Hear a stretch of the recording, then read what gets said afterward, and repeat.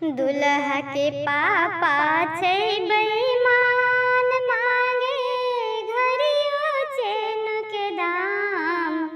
दुल्हा के पापा छै बेईमान, मांगे घड़ियों चेन के दाम। दुल्हा किया बनल छै बिकरू वाला बोरियो, बिकल अहाँ के धरियो ना।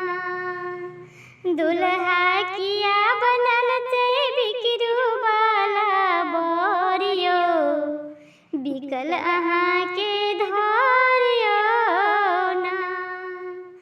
दुल्हा के चाचा छै बेईमान, मांगे कोट पैंट के दाम। दुल्हा के चाचा छै बेईमान, मांगे कोट पैंट के दाम। दुल्हा किया बनल छै बिकरू वाला बोरियो, बिकल अहाँ के धरियो ना। दुल्हा किया बनल छै बिकरू वाला बोरियो, बिकल अहाँ के धरियो ना।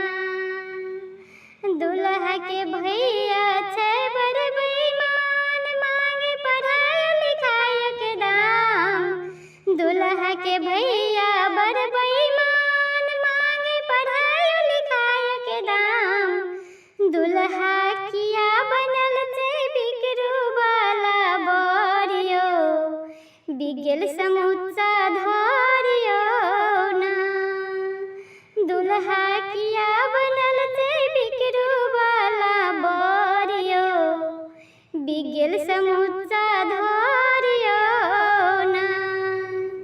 दुल्हा के बाबा छै बेईमान, मांगे खूनो के दाम। दुल्हा के बाबा छै बेईमान, मांगे दूल्हो के दाम। दुल्हा किया बनल छै बिकरू वाला बोरियो, बिकल अहाँ के धरियो ना।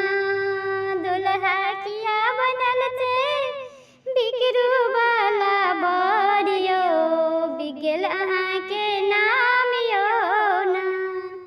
दुल्हा किया बनल छै बिकरू वाला बोरियो, बिकल समूचा धरियो ना। दुल्हा किया बनल छै बिकरू वाला बोरियो, बिकल समूचा धरियो ना। दुल्हा किया बनल छै बिकरू वाला बोरियो, बिकल अहाँ के